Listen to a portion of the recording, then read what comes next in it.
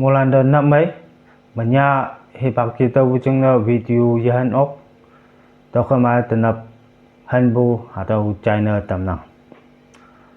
mani ansulana teman Honorable Minister Imna along the second phase jeng post metric scholarship hadau ba release na meng tamba sa request na meng bu nginang hadau ansu sa all Nagaland hadau ansua all Nagaland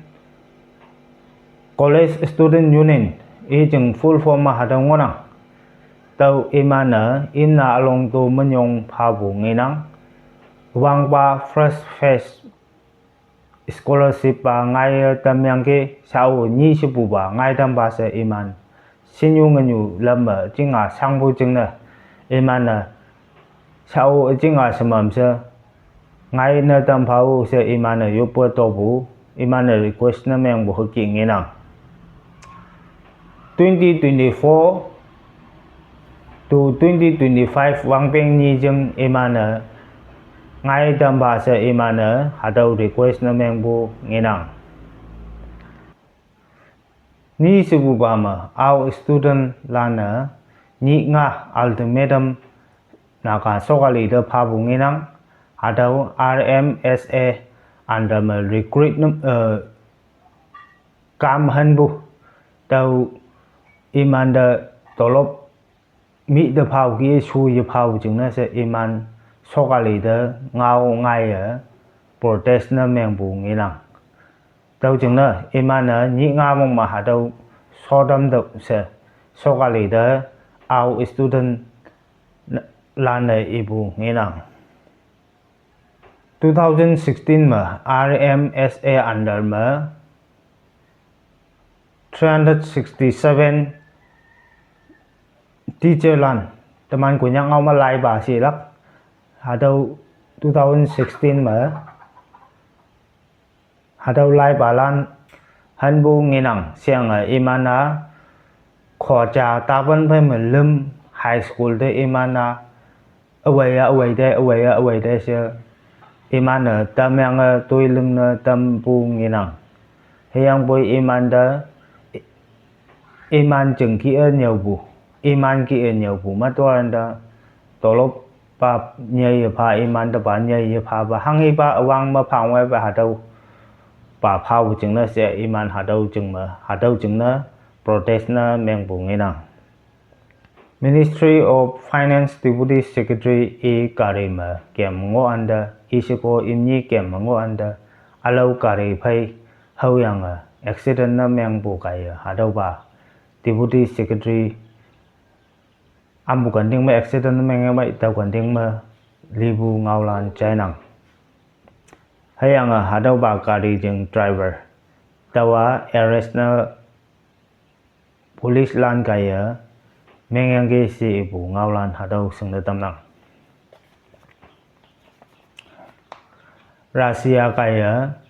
NATO country landa warning phabu nginang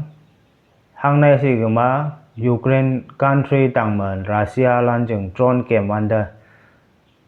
hadau bada NATO country lana hadau bada iman jeng missile kep yang yai dai bu jeng na sa sa ba haki kep yai dai gama direct NATO hai enu Russia pa ma war ngai lak tau jeng na hadau ki ke block jeng na Russia President Putin kaya hadau ba imanda warning phatambu nginang Russia media lana Donald Trump the request na meng bu nginang iman country pai jam ma sembalam pe sembana meng alang ha siang alau country lan pai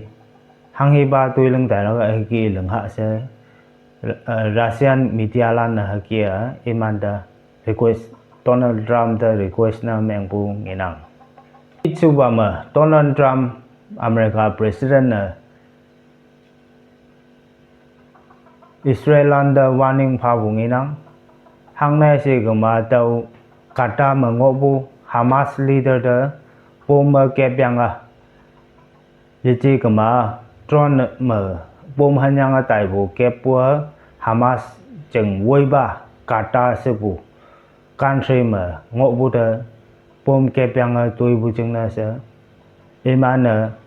Donald Trump kaya hadau de iman de nyam sau bu nginang hakia sing ni tamba hangia mi country de pu tai yang hangi ke patoi tawa itu hango ngawlan ni pha ba hangi ke pu se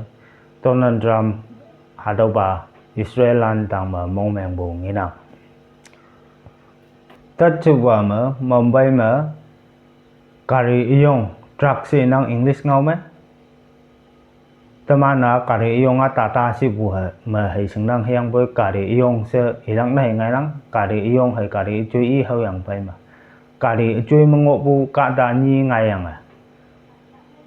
hadau ba truck driver iman pho ya hay yang hadau ba truck driver iman kai ya pho tai bu pu ni ma ang tau chừng na hadau ba truck hadau kari iyong chừng malek pa FIR na police de meng hay yang hadau ba ma de ke se police station de pai FIR na meng tau chừng na police lan yam tai si bu hadau ba kada pu ni ma hadau driver pu ni ma iman tau yang ki English ngau ma haki tau bu de rescue si nang police lan kai hadau rescue se rescue na meng yang ki siang ada puni ma hadau ba driver pucha kikar si men bu nok ma tau yang ki hadau pucha kikara IAS officer fake IAS officer se law lên de bu legeng ni lam sau da haki law IAS officer nang yang ki ya phai yang nyai ba na law yang ya phải nhắc ngay bao lần ta hằng nay thì cũng mà exam mà mấy hàng mây nha nha với số cái gì cái iman ta hằng ấy chăm bu chả ba mấy thằng ngoài với cam nó năng ya sầm lâm hiến năng ya hơi cái chắc pha năng đâu chừng đó hà đâu bà ia đâu bà ya phải nhắc ngay vậy sẽ đâu i chừng sẽ biết mà hơi cái nha nha IS officer nó ngoài cái yang với cả đa lan nữa i cụ sedang tau yang ke tau chừng đó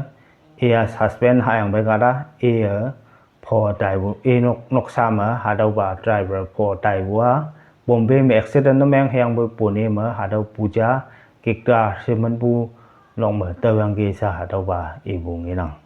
mulan akum ngoi le jung no nyong pha bai ilak ba hagi news charak tau chừng đó no ma no ilak ba chai cái no yoi phai bu ya bulan da opposition video son ge u se share English mà share nó mang bùi lắm tao mà ngao mà xuân bùi hi lắng này ngay tao khơi má cái gì xuân kêu xem một lần ta hadau ba request na mang nào